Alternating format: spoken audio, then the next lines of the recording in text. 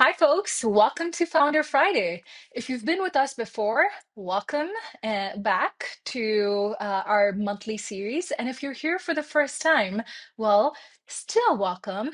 This is where we bring some of the top founders in the Microsoft for Startups program and unpack from them their journeys and give lessons from their journeys that can apply to all of you. So today we have someone who's building a really exciting startup in the agentic AI space.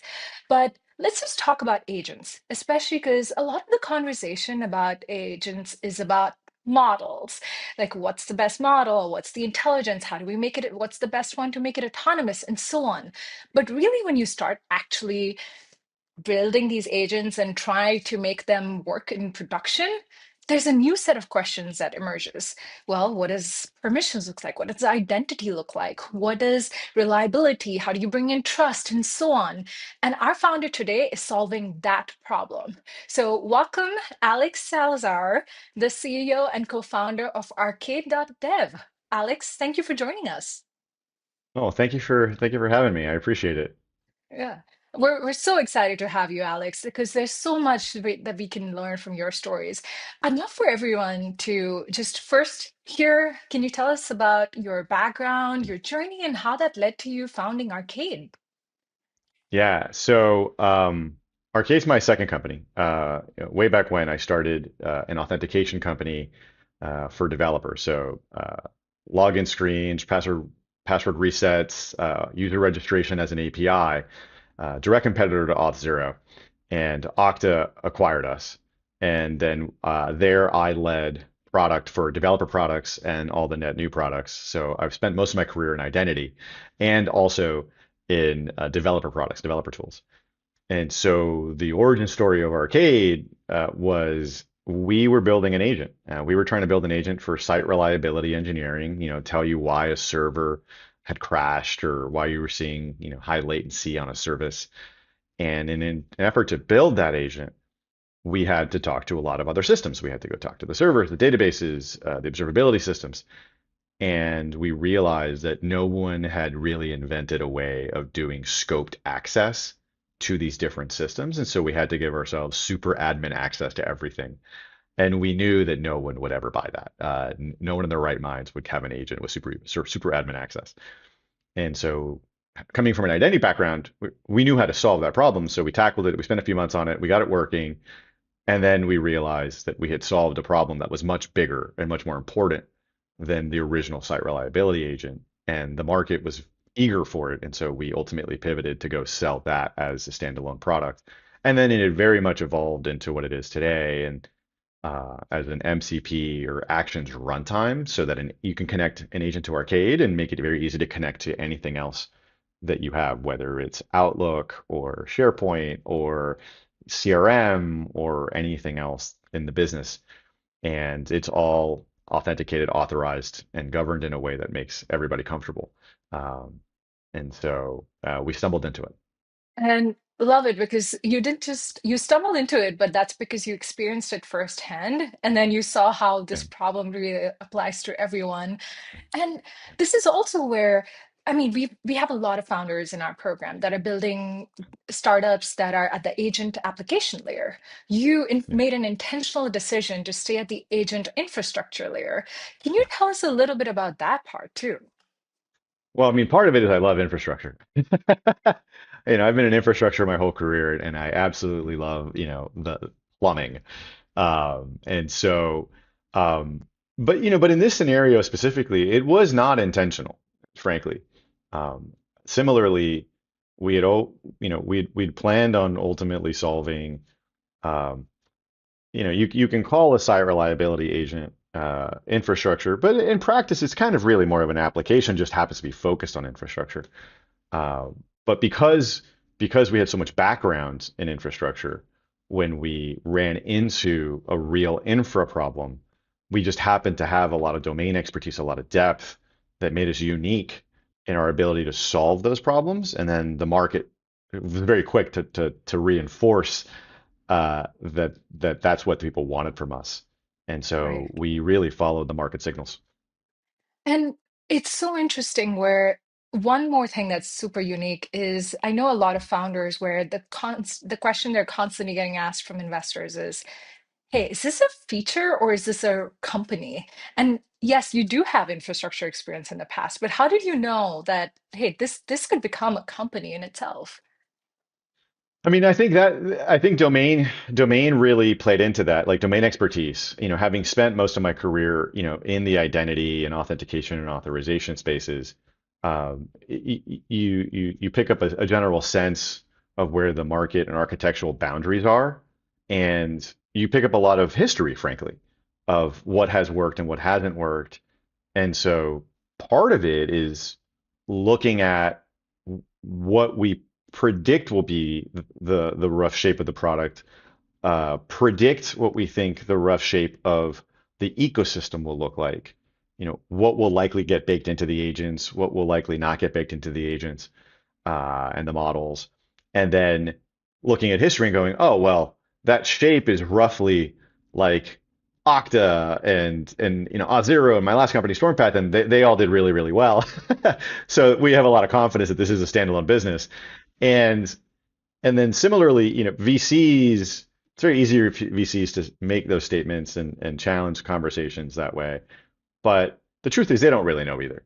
And so when you have a domain background like mine in this category, it is also naturally easier for me to be a bit more authoritative and say, no, no, this is a real category, and let me explain all the reasons why. Like I am deep in this domain. And I think this is also where, Alex, because this is not your first rodeo. You've gone through this journey, and so I want to focus on that 0 to 1, because while you've done Yeah. it multiple times over in the back, in Yeah. your previous companies before this, for Arcade in particular, the market is different. The environment we're operating in is so different. Like, I'd love to hear, how did you think about the 0 to 1 journey for Arcade? Yeah. Like, tell us on both the technology side of like what did you build to Yeah. get your first few customers? Yeah, it's a great question. Look, when you're a first-time founder, everybody makes the same set of mistakes, including me. You have this great idea, you love your idea, you think your idea is right, and then you start building a product and you raise a bunch of money and you start really running towards that idea with the conviction that you're right. And then you realize you're wrong. And if you're lucky, you get to pivot and you find like the right places to be right.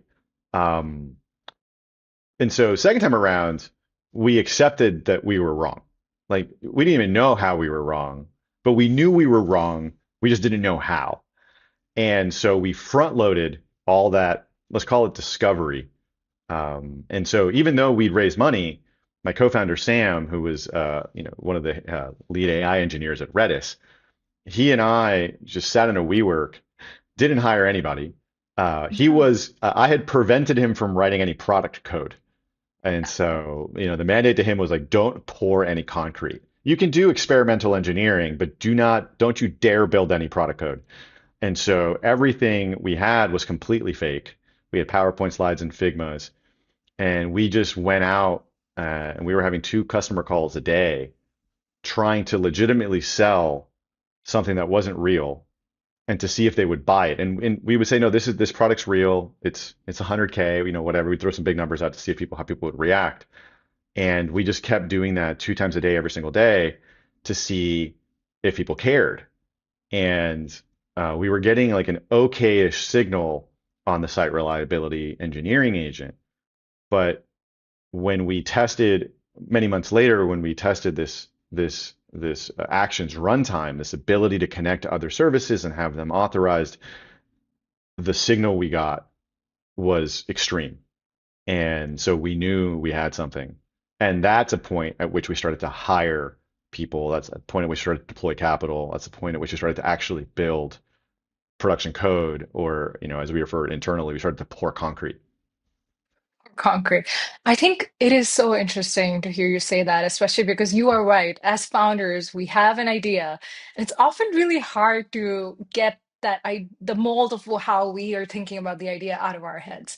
So it's very interesting to hear. Yes, you used Figma and like, but let's say for today, a founder can should be thinking about vibe coding. testing their product, doing relentless discovery, and only then pouring concrete to your point. Yeah, I And mean, I would even go one step further. I would say they shouldn't even bother vibe coding it. Like what do you, they should yeah, they should just create the Figma. Just or create the okay. PowerPoint slide and just leave it there and see if anybody like the cheaper they can make it, the better. Because there's a framework that someone gave me that I reuse all the time. There are three problems that have to be resolved in any startup. You have to find demand, you have to figure out feasibility, and you have to figure out business viability. And most engineering founders really focus on feasibility. And so they really want to get it working first. They want to prove the high risk piece of it. Most business founders want to prove viability. They want to test pricing. They want to make sure the business model, the TAM and the SAM all make sense. None of that stuff matters at all if you don't have demand. And so the faster and the cheaper you can get to test demand, that's the only thing that matters. And then if you have demand, it's software. You can almost always make it possible. So feasibility, I've never run into a problem that wasn't feasible with software. Um, and same thing with business viability. You can figure it out if there's demand. But if there's no demand, none of that stuff matters. Absolutely. And I think this is where your approach of talking to your potential customers 2 times a day is fascinating. And one of the questions we get from founders, especially since we're talking about technical founders right now, is they find discovery partners, but then it's still a big jump for them to get their first few paying customers. Can you tell Yeah. us your journey there? Oh my gosh, yeah. So I'll tell you my journey in my first company, which has informed my journey in my second company. My first company, we thought we were killing it. We landed Boeing and then one of the really big banks as our first design partners and success. And it was not. They turns out, thankfully, we didn't stop doing customer discovery when we landed them, right? We could have. The VCs were very impressed. We raised money off of it. But when we started to talk to more and more customers, we started to realize that no one else had the problem.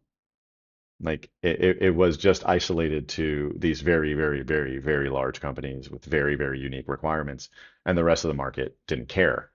Um, and so in the early days, it's hard to land customers for real. And so I don't know that that's necessarily like the first bar. I think the first bar is seeing who's willing to give you money. Right. Because you have to make it seem like it's for sale, like it's ready. And people who Mm, bite and want to engage, like that's really the first signal. And if you can get a enough people that look the same, and and you believe, at least you have conviction there's enough of them to have an initial market entry point, that's typically sufficient. And then from there, if they really are excited enough and they really do care, they will want to use your product. They will want to play with it. Now, whether or not you give them a master services agreement, or whether or not they get on a beta agreement, or they pay you, like that's implementation detail. I would argue for many startups, um, don't introduce like a financial transaction first. I mean, definitely give them a price. The people should know that they're going to pay you if your product's going to be sold that way. And I would argue the price should be high because you want to make sure that the demand is high enough to build a business, but you don't have to actually transact initially. So you can treat them as, unofficial beta customers or pilots or whatever, let them play with it because there's so much rich signal to get from usage. Did they actually turn it on? Did they come back? Did they actually keep using it? Did they bounce? Why did they bounce? right. And that's fascinating, especially because what you're describing is also both a combination of don't sell it to them like it's half baked. I think that part where you just said sell it to them like it's fully baked and it solves that one problem really, really well. And Yeah. then I think the fact that this data, once you're in, you can both develop a hypothesis about like understanding who your buyer is, and also understanding like how they're using it, etc., to then funnel back. So it's really insightful to hear how it's not about just the price point, it's about making sure there's that agreement in place, and then start funneling data points as like as much as you can. And this is also where, at least for Arcade, especially since you're building at the infrastructure layer, who was your initial like go to market, like your buyer profile? Was it someone on the AI engineering team? Was it someone on the security team? Yeah. Was it the CIO? Like, could you tell us a little bit more there? Yeah, it's a great question. So, I go back to my point earlier, which is when you're a founder, you're always wrong. You just don't know exactly how you're wrong. And you need to go into market to really discover how you're wrong. And so when we were first testing the product concept and getting demand, we were really speaking to people who were building custom agents. One of our first design partners was LangChain, as an example. And so we were getting really strong developer signals and from Silicon Valley type agent builders, so startups and things like that. So we very much built our original go-to-market as a bottoms-up developer PLG motion. My last company was a bottoms-up developer PLG motion, so we knew exactly how to do that. And we thought our market was that. And all of our original pilots were that. And so when we came out of stealth and we opened up beta for anyone and everybody, we definitely got those people, which is great. But we ended up getting a very unexpected and very strong signal from traditional large enterprise. And that was, I mean, it was wild. And they weren't trying to build user facing custom agents as much. They were, but what they really were trying to do was build and deploy internally facing agents for their own employees for productivity, which was a use case we really hadn't been focused on. But that's where a lot of our specific pipeline came from. And so we took that surprise and leaned into it and built out like a best in class go to market motion and feature sets to go deliver on that demand. And that's so interesting. I think this is such a good example of everything you're saying around how you were wrong, and then this is where the demand signals and market led you there. I think Yeah. it would be great to also hear about when you said the feature sets you built, because this is also where, for instance, you have an open source part for Arcade that all our builders can try out. Like, and then you have, of course, the enterprise product. Can you walk us through the product decisions you made? Yeah, so we ended up making a number of them. A really good example of product decisions was because we were originally so focused on people like the Silicon Valley type startups that were, their companies were an agent and they wanted something to connect to their customers' environments and their customers' business systems. We had built really rich SDKs and framework integrations and and integrations to the services that they really wanted, like Gmail and LinkedIn and Slack and GitHub. But when we were really surprised by the internal enterprise agent use case, I mean, still custom built in many cases, everything was materially different. Suddenly, Microsoft became critical, right? So we immediately put an entire team on the 365 suite. And so we started building Outlook integrations and Teams integrations because enterprises, by and large, are Microsoft shops. Um, we very much focused on private deployments. So we give customers the ability to do one-click deploys into their production environments and their own private networks. Nice. Turns out most large enterprise customers do not want to be using multi-tenant cloud services for what we do. They really insist. It's a hard requirement that it run inside of their private networks. And when we look at the enterprise, those private networks are largely Azure. And so those kind of decisions. And then what started to happen early this year is almost all of our deployments were developers custom building internal agents, but then the what we call the third-party agents, the prepackaged agents, became very popular. Uh, Codex, Claude Code, Claude Cowork, and of course Microsoft 365 Copilot. And so we have started to put a lot of energy into integrating into those systems. And again, that's really reinforcing the evolution of internal productivity for employees in organizations, not only custom developers building, you know, agents for their customers that are externally facing. Mhm.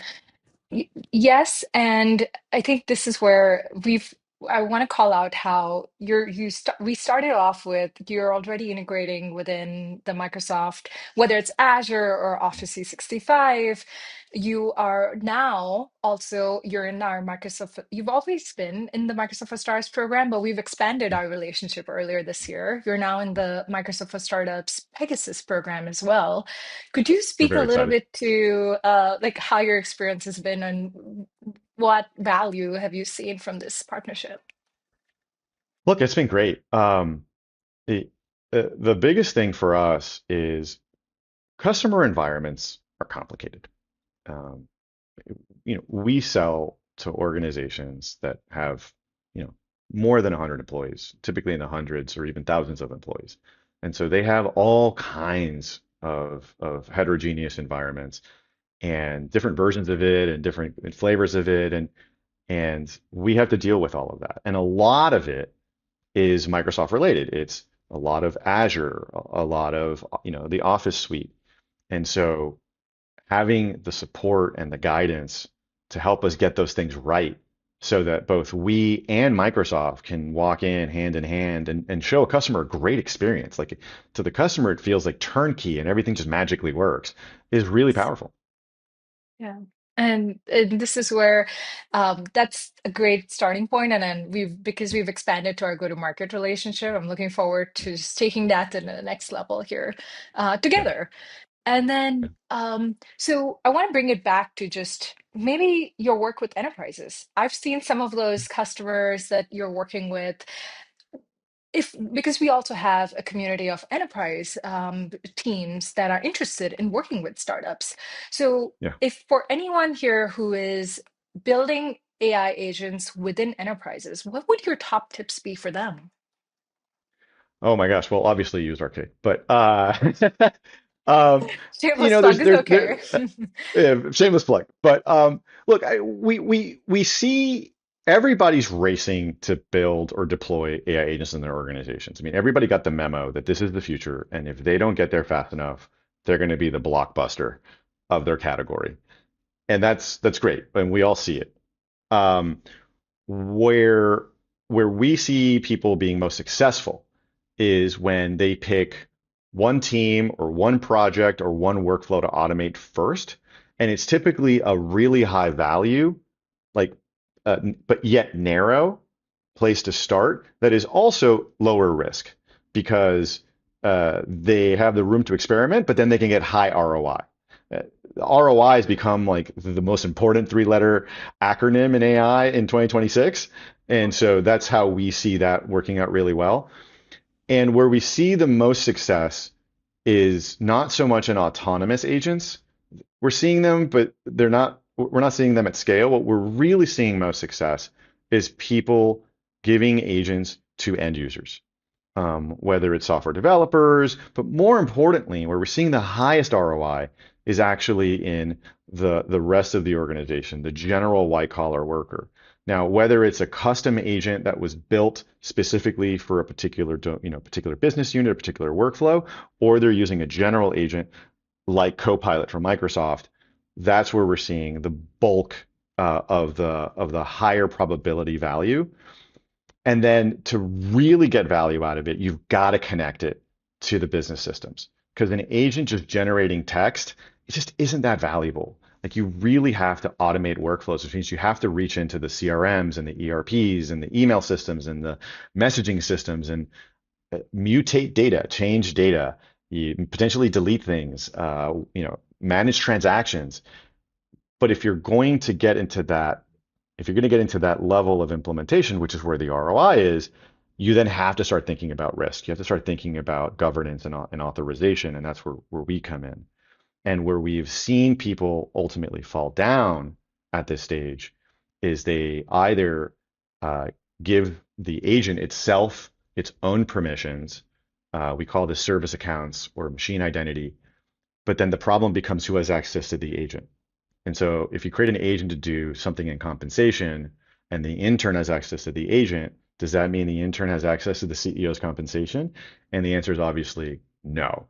And so people end up failing or killing those agent projects because they can't get that working, or they reduce the abilities of the agent to the lowest common denominator, and then they don't get ROI. The alternative problem that we see today is what is very popular right now, which is agents running on the desktop using the command line interfaces and using all the things on the computer use purely as the user. And that's getting shut down by most enterprises in part because while it might be more secure because the user can't get access to things they don't have access to, it's actually really unsafe. The user can delete emails, the user can delete folders and files. You might not want to give the agent that same level of access. And so the right way to do it is take the intersection. And the official term for that is delegated user authorization. And that's what we solve. But regardless of whether you use Arcade or not, I hope you use Arcade, that's the right approach to giving agents access to the things that really matter. So, yes, and one key theme in everything that you just described was start small, start with a pattern that we've seen, especially because enterprises have been testing agents since at least 2024. 2023 is when the early adopters started, but at minimum 2024. So Yeah. everything where starting small, starting in a what I heard from you was also less complex use case. And then you want to, in order to maximize value, get these additional tools, get these additional integrations set up. And then that's where you realize through this journey the and the questions and answers you have to seek along the way, that Yeah. delegated user authorization, to your point, is really critical. So Yeah. that's where I think that's such a great pattern. And then once you have that structure in place, you can repeat that across all your agentic use cases and implementations across the org. Yeah. And once you have one success, it's like wildfire. I mean, this is how we're very agentic here, as you would imagine. And once we got our first taste of success with it, all of a sudden everything became agentic overnight. But yeah, having that one successful pattern across the board that everyone can just stamp out becomes a huge benefit in your agent programs. And if I can make a one very like hot take on where this is all going, if you really want to force the issue in the organization, or at least want to understand where it's all going, the browser is going away, and the agent is becoming the new browser.